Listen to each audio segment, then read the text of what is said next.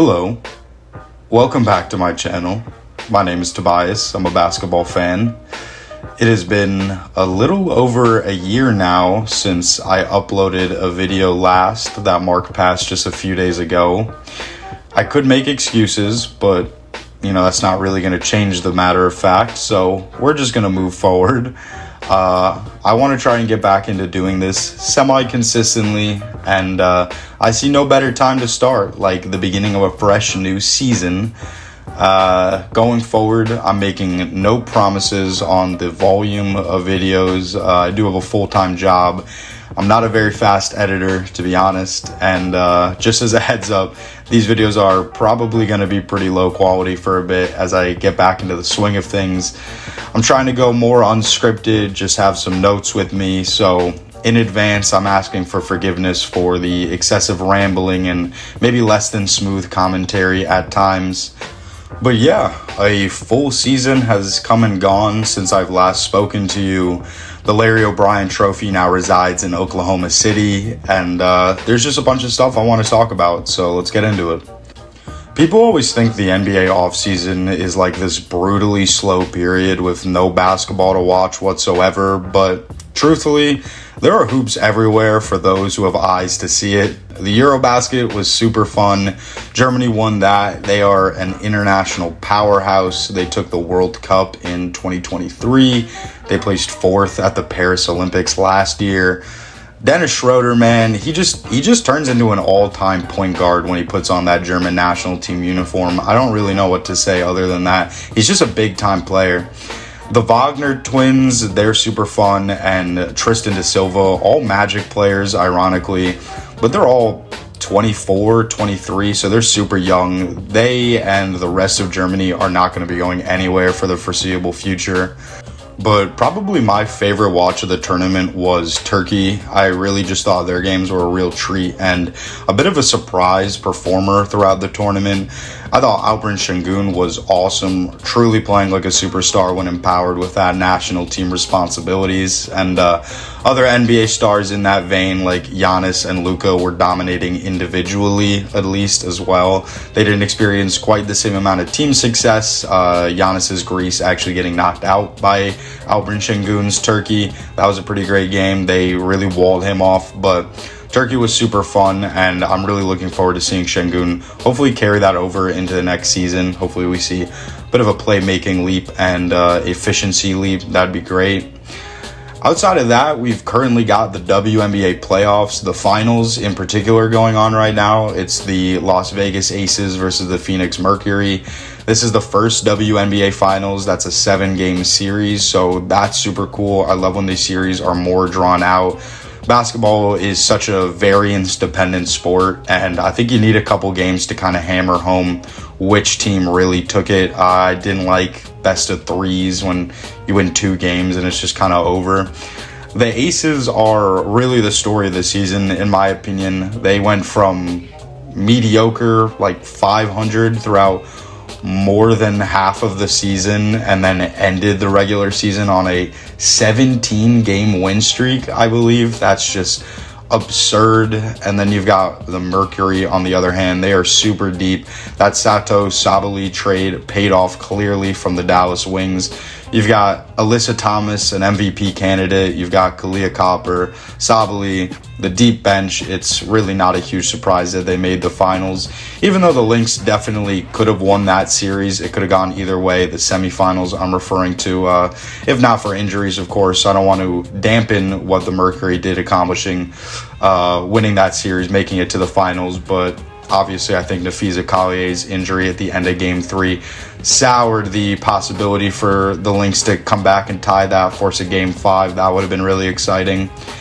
Speaking of Nafisa Collier, we've had a lot going on around Nafisa Collier. She made some statements in her exit interview, just a bombshell indictment on the WNBA's league office, Kathy Engelbert, the commissioner. I'm not going to go into it too much, but the gist of it is just, the players aren't being valued very high, and there's ongoing CBA negotiations that expire at the end of the month, so I'm sure this was a bit of a tactic to apply some pressure, and the players are trying to claw back some of the percentages of this revenue, and just, the WNBA in general is experiencing such a boom. The players don't want to be left out.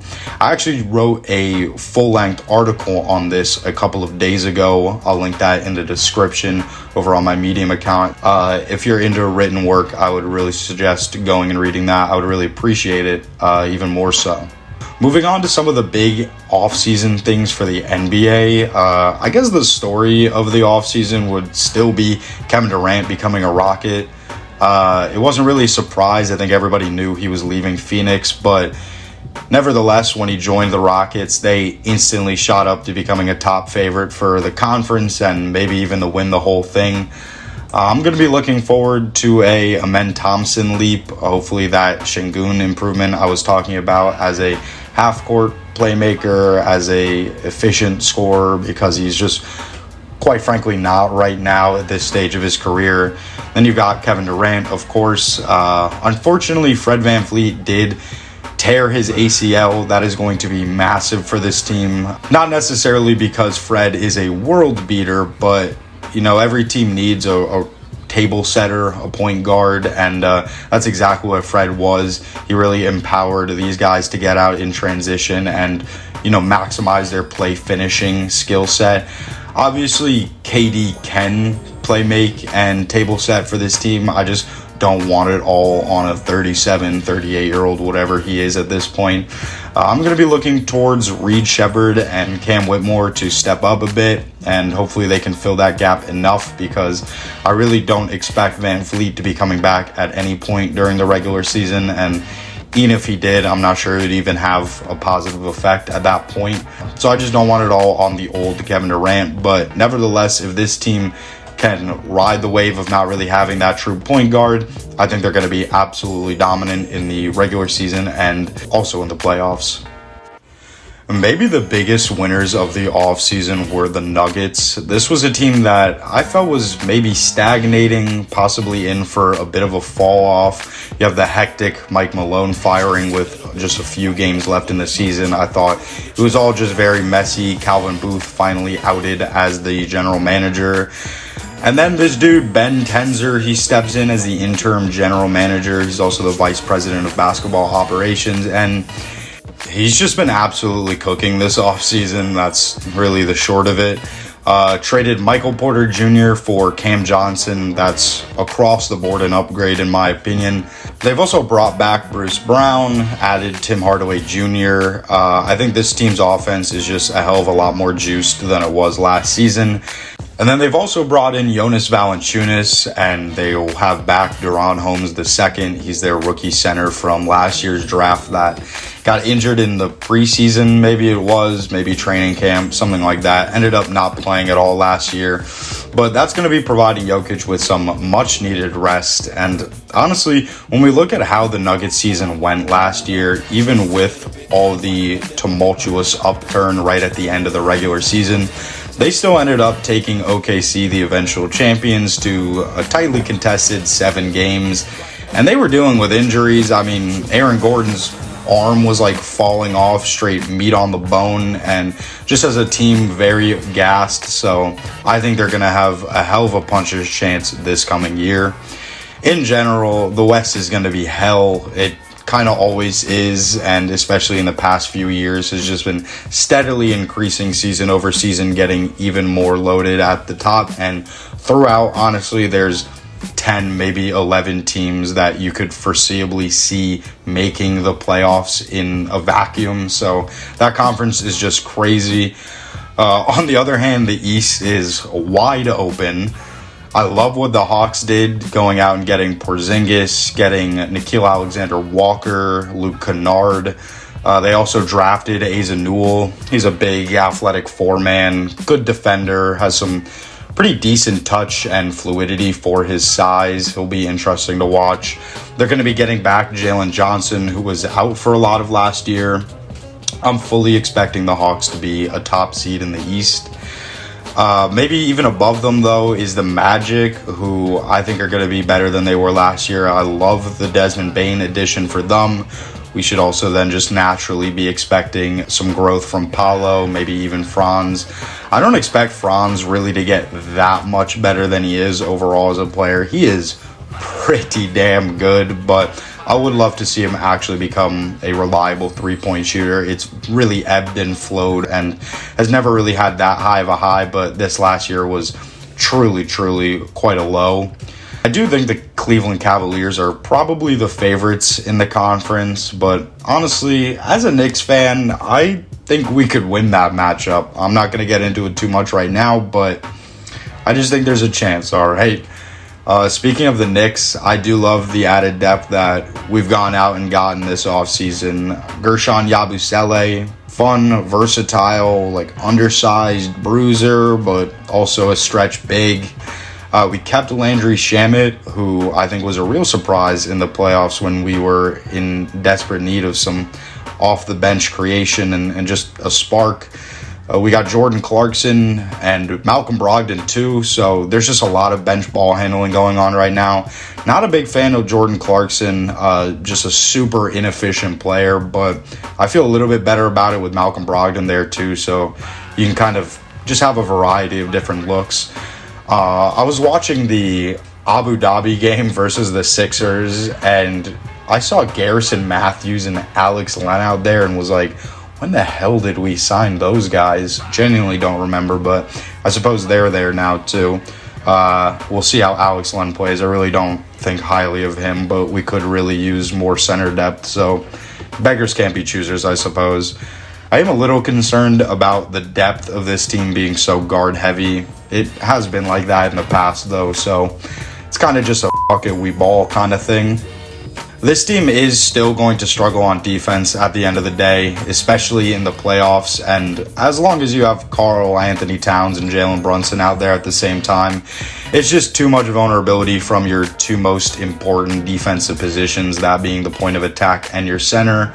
Optimistically and maybe delusionally, you would say, I'm not as worried about it with the Pacers having really no shot of going that far this year due to Tyrese Halliburton's injury. Nobody's offense is like the Pacers. Almost nobody makes a team run like the Pacers. You know, you could argue maybe OKC with their ability to turn defense into offense. But if I'm worried about how the Knicks defense is going to hold up versus OKC, that means we made it to the finals. And at that point, whatever happens, happens. I do think the Knicks are going to win a lot of games, probably top two, possibly even the number one seed if the Cavs have a lull or an injury. They are just a much more well-rounded team on paper, but, you know, the game's played on hardwood, so I'll see you out there, Cleveland. I was going to touch on the Adam Silver comments on viewership accessibility and, you know, it being a highlight league and whatever. I'll maybe save those thoughts for somewhere else, perhaps an article like I did with the Nafisa Collier comments. If you didn't see the Adam Silver comments, he basically just hand-waved away a lot of concerns about fans having difficulty watching games due to how expensive it's become and the product being on a million different platforms. Obviously, the NBA signed with Amazon now additionally, and you know, even if you have all of the cable and streaming packages, there are still local blackouts, and it's just literally impossible to watch every game of your favorite team. And he essentially said, go watch the highlights, sweaty, who cares, right? And honestly, that's super lame, and from your league's commissioner, super duper lame. So that really sucks, but are we really surprised? It's Adam Silver. Are we really surprised? I guess not. All right, that's all I'm going to talk about in this video. Hopefully the ending doesn't seem too abrupt. I'm going to do more preview stuff before the start of the season. I've got contender rankings in the work and maybe do a little like preseason award show. That could be fun. In between videos, you can follow me on Twitter and Medium. That's where I post my written stuff, and I'm hoping to get back into being more consistent on that end too. As I've mentioned a couple of times, I just released a Nafisa Collier essay just a couple of days ago on that whole ongoing ordeal. I think it's pretty good. I would really appreciate it if you guys checked it out. Let me know.